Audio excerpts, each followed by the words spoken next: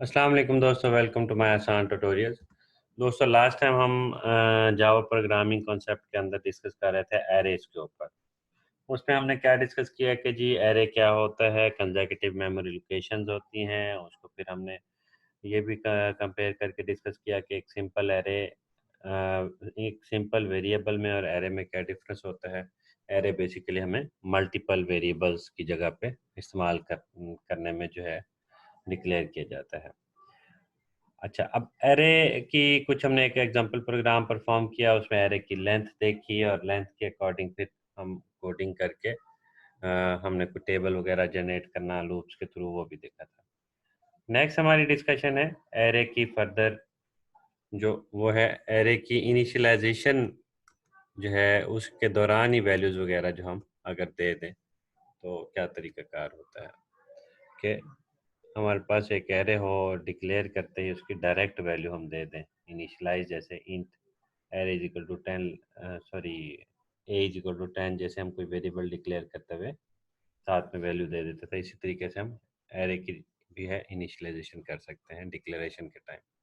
Array can also be initialize like standard variables at the time of their declaration. हम लिखेंगे data type उसका, लिखेंगे array का, फिर एरे का नेम लिखेंगे और फिर जो करली ब्रैकेट्स होती हैं उस करली ब्रैकेट्स के अंदर हम एरे की वैल्यूज डाल देंगे। जैसे हमारे पास एग्जांपल यहाँ पे डिस्कस हुई पड़ी है कि int students is equal to 55, 69, 70, 30 and 80। इस तरीके से क्या होगा कि आप डिक्लेरेशन के टाइम पे ही डायरेक्ट वैल्यूज जो है आप एरे को दे सकते हैं, इनिशियलाइज कर सकते हैं। दोस्तों, यहाँ पे आप देख रहे होंगे कि इंट एरे जो है उसके अंदर कोई हमने एरे का साइज नहीं मेंशन किया, लेकिन जितनी वैल्यूज हम इसको इनिशियलाइज टाइम पे देंगे वो साइज खुद ब खुद उसका कैलकुलेट कर लेगा। It would create and initialize the array of integer of length 5। तो ये 5 वैल्यूज हैं तो वो 5 लेंथ वाला एरे जनरेट कर लेगा और लेंथ जो है अगर हम चेक करना चाहेंगे तो लेंथ इसकी 5 शो हो जाएगी। आई होप आपको डिक्लेरेशन के टाइम पे इनिशियलाइज का तरीका समझ आ गया होगा। नेक्स्ट डिस्कशन पे चलते हैं। एक और एग्जांपल है जी, इस प्रॉपर कोड है, प्रोग्राम है। जैसे पहले हमने एक सिंपल प्रोग्राम किया था जिसमें हमने यूज़र से इनपुट कराई थी वैल्यूज़ फार्मूले के थ्रू, बल्कि इनपुट कराई थी student i is equal to 2 multiply by i के ज़रिए, जो हमने बाद में टेबल जनरेट किया था। अगर हम इनिशियलाइज करना चाहें तो उसका ये प्रोग्राम है, इस कोड को देख लें, फिर हम इसको नेटबीन्स के ऊपर परफॉर्म करके भी देख लेते हैं। इसमें एक स्टूडेंट एरे के नेम का हम एक एरे बना रहे हैं और फिर 5 वैल्यूज़ वाला जो एरे है इंट स्टूडेंट्स, उसको डायरेक्ट हम इनिशियलाइज कर रहे हैं स्टूडेंट एरे क्लास के अंदर। देन उसके बाद उसको एज इट इज़ जैसे पहले डिस्प्ले करते थे इसी तरीके इसको भी system dot out dot println वगैरह लिख के डिस्प्ले कर देंगे। चलते हैं कंपाइलर के पास।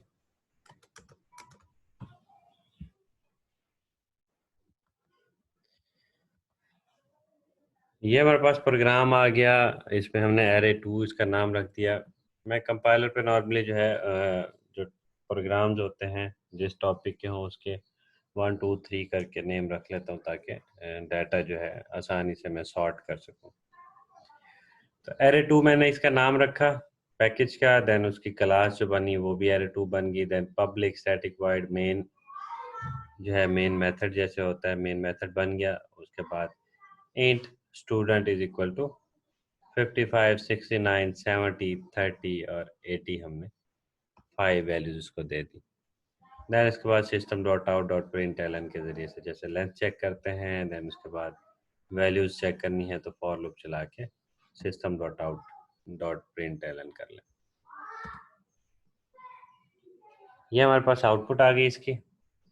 अगेन वही चेंजेस जो पहले किया करते थे, थोड़ी सी यहाँ पे भी चेंजेस करके देख लेते हैं कि इनिशियलाइजेशन अगर हम करें ब्रेसेस बाद में लिख के तो इनिशियलाइजेशन को भी आई होप के रन हो जाना चाहिए। तो इनिशियलाइजेशन भी इस तरीके से हम कर सकते हैं कि इंट स्टूडेंट इक्वल लिख के करली ब्रैकेट्स के अंदर वैल्यूज लिखते हैं। अच्छा, अब सपोज यहाँ पे मैं एक और वैल्यू डाल देता हूँ। सपोज कि जी 71 है। तब आप देख रहे होंगे कि एरे की लेंथ जो है वो 5 से 6 हो गई है। अच्छा, एक और ट्राई करते हैं। सपोज कि हम कोई भी वैल्यू नहीं डालते। हमेशा दोस्तों जहन में रखिएगा, प्रोग्रामिंग सीखते हुए आप जो प्रैक्टिस करेंगे थोड़ी थोड़ी चेंजेस करके, उससे आपको आइडियाज कॉन्सेप्ट क्लियर होंगे। तो ये देखें, हमारे सामने array length is equal to 0, values stored in array. आगे कुछ भी नहीं आ रहा, 0, क्योंकि एरे है। तो इसमें अगर एक भी वैल्यू डालें तो क्या आंसर आता है जी? तो हमारे पास 1 लेंथ का जो है एरे बन गया, उसके अंदर वैल्यू जो है 7 आ गई।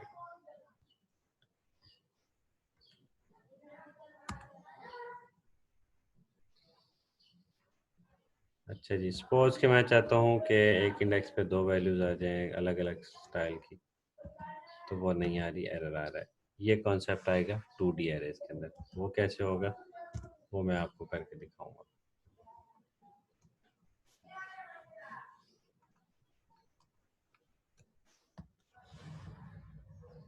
आई होप आपको आइडिया क्लियर हो गया होगा कि डिक्लेरेशन के टाइम इनिशियलाइजेशन कैसे करते हैं। इससे रिलेटेड कोई भी एक्टिविटी या प्रोग्राम, बड़े बड़े प्रोग्राम भी आपको परफॉर्म करना है, तो आप इंशाल्लाह आसानी से परफॉर्म कर लेंगे। आगे डिस्कस करते हैं जी, 2 डायमेंशनल एरेज। 2 डायमेंशनल एरे क्या होता है जी? ये एक किस्म का मल्टी मतलब के लेयर्स का एरे है। कि सपोज अगर आपके पास कोई टेबल बनाना है, तो उसका तरीकाकार क्या है? टेबल के अंदर डाटा इंटर करना। जैसे हमारे पास यहाँ पे एग्जांपल दी हुई है कि 3 किस्म के आइटम्स हैं और 4 जो हैं सेल्स गर्ल्स हैं। 4 जो है सेलिंग के लिए कोई पर्सन हैं, और 3 जो है वो आइटम्स हैं टोटल। उनका रिकॉर्ड अगर सेव करना हो तो ऑब्वियसली इस तरह टेबल में रखेंगे, और टेबल टोटल जो है 3 कॉलम्स वाले, 4 4 टोटल रोज हैं और 3 कॉलम्स हैं। तो इस तरह के रिकॉर्ड को, टेबल को, या इस तरह के डाटा को इंटर करने के लिए प्रोग्रामिंग के अंदर हमें 2D एरे को यूज़ करना होता है। 2 dimensional arrays allows us to store data recorded in table. For example, table contains 12 items. We can think of this as a matrix consisting of 4 rows and 3 columns.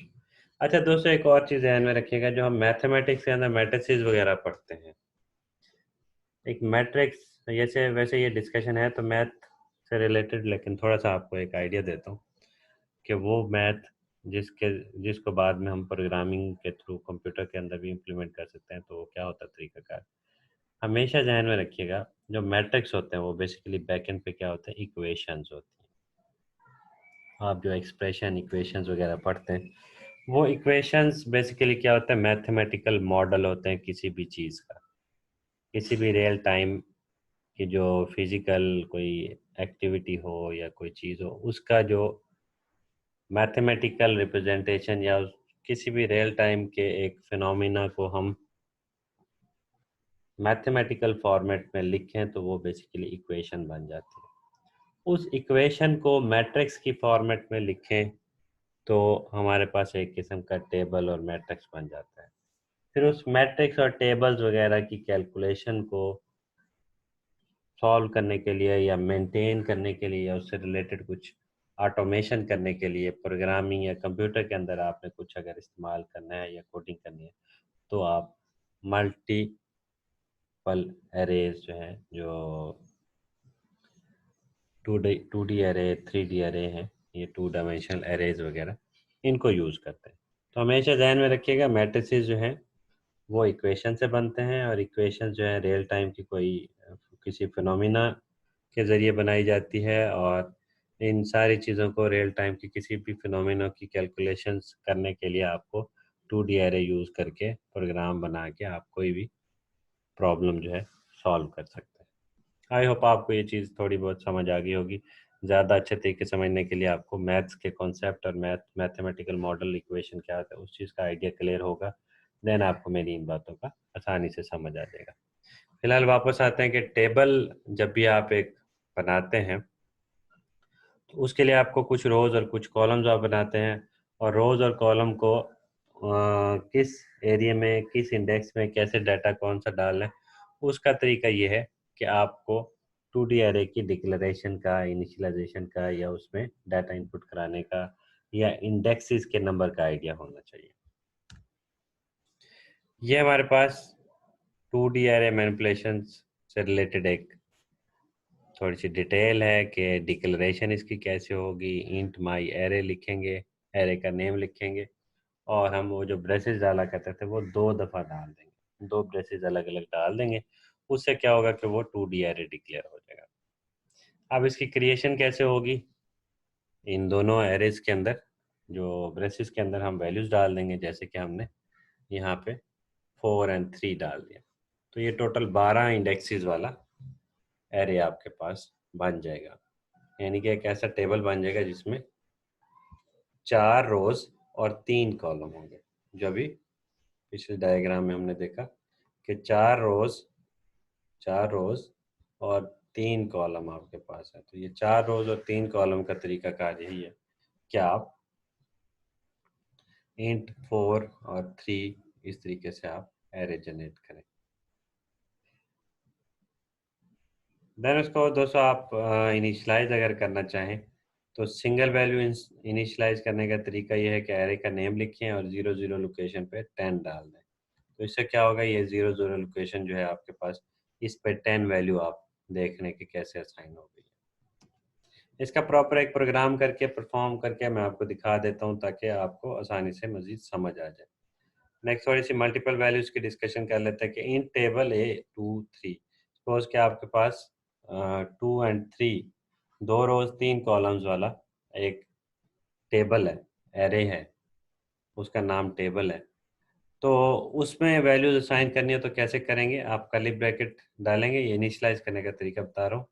Curly bracket डालेंगे, उसके अंदर पहली रो के लिए 3 element लिख देंगे, then comma डाल के दोबारा कर्ली ब्रैकेट्स के अंदर 3 वैल्यूज लिख देंगे। ये 3 वैल्यू शो कर रही हैं नंबर ऑफ कॉलम्स, और टोटल कर्ली ब्रैकेट्स के अंदर कितना आपने डाटा इंटर कर रहे हैं वो टोटल हमारे 2 सेट हैं। 2 सेट का मतलब 2 एरेज, सॉरी रोज, एरे की 2 रोज है। तो डायनामिक लेवल अगर जैसे ये है, बगैर आपने किसी रोज और कॉलम्स के मेंशन किए डायरेक्ट इनिशियलाइज करना हो, तो ये ऐसे इनिशियलाइजेशन है जैसे पिछले हमने एग्जांपल में एक सिंपल एरे की एग्जांपल पे इनिशियलाइज करके देखा कि आप एक सिंपल ब्रेसेस डालें और वैल्यूज डाल दें। उससे क्या होगा कि वैल्यूज से खुद ब खुद लेंथ कैलकुलेट हो जाएगी। तो यहाँ पे भी खुद ब खुद लेंथ जो है 6 लेंथ इसकी कैलकुलेट हो जाएगी इस टेबल की, चाहे आप रोज लिखें या ना लिखें, कॉलम्स लिखें ना या ना लिखें। ये एक एग्जांपल प्रोग्राम है जी। सपोज के एरे 3 एक हमारा एरे है, उसके अंदर हमने क्या किया जी, वैल्यूज इंसर्ट करनी है। और क्या तरीका कार है वैल्यूज इंसर्ट करने का जी? आप कुछ रोज की वैल्यू, कुछ कॉलम्स की वैल्यूज इंसर्ट कर देंगे। ये बेसिकली मेंशन यहाँ पे नहीं किया, लेकिन इनिशियलाइज डायरेक्ट कर दिया, उससे लेंथ खुद ब खुद कैलकुलेट हो जाएगी। तो ये आपको नज़र आ रहा है, साफ नज़र आ रहा है कि 2 रोज हैं और 2 कॉलम्स हैं। 2 कॉलम 2 रोज मीन के यहाँ पे 2 वैल्यू है, सेकेंड एरिया में भी 2 वैल्यू। देन उसके बाद हमने उसको सिंपल एक स्ट्रिंग डिस्प्ले कर दी कि 2 डायमेंशनल एरे एलिमेंट्स आर। उसके बाद फिर हमने system dot out dot print L N के जरिए से एरे 0 0 लोकेशन पे क्या वैल्यू पड़ी है, 10 है, 0 1 पे जो है 20 है, 1 0 पे 30 है, और 1 1 पे 40 है। तो इसको अभी देख लेते हैं आउटपुट पे कंपाइलर के। ये हमारे पास प्रोग्राम आ गया जी, एरे 3 नेम का। इस पे हमने टोटल 2 रोज 2 कॉलम्स हमने बना लिए। अच्छा, रोज कैसे चेक होती हैं? ये जो मैंने अभी हाईलाइट किया कर्ली ब्रैकेट, एक रो ये हो गई, कॉमा डालने के बाद दूसरी रो ये हो गई। इन दोनों रोज के दरमियान में कॉमा डालेगा। अगर आप यहाँ पे एक तीसरी रो बना देते हैं, सपोज तो उसके लिए क्या होगा, कॉमा लिख के आप एक और रो बना दें, वैल्यूज यहाँ पे चेंज कर दें।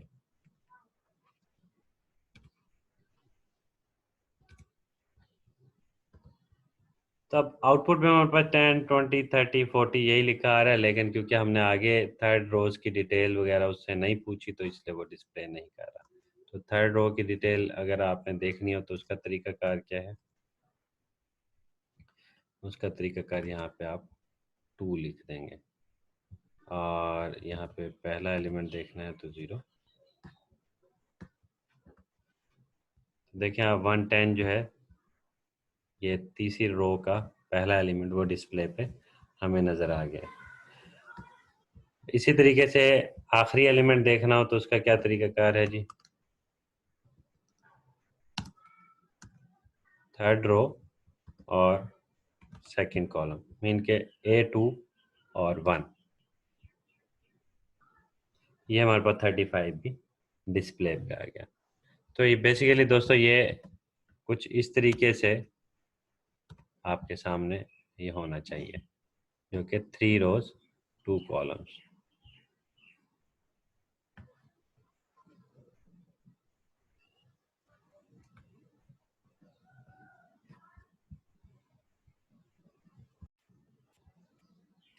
वापस चलते हैं नेक्स्ट डिस्कशन पे। Variable size arrays. Java treats multi-dimensional arrays as arrays of arrays.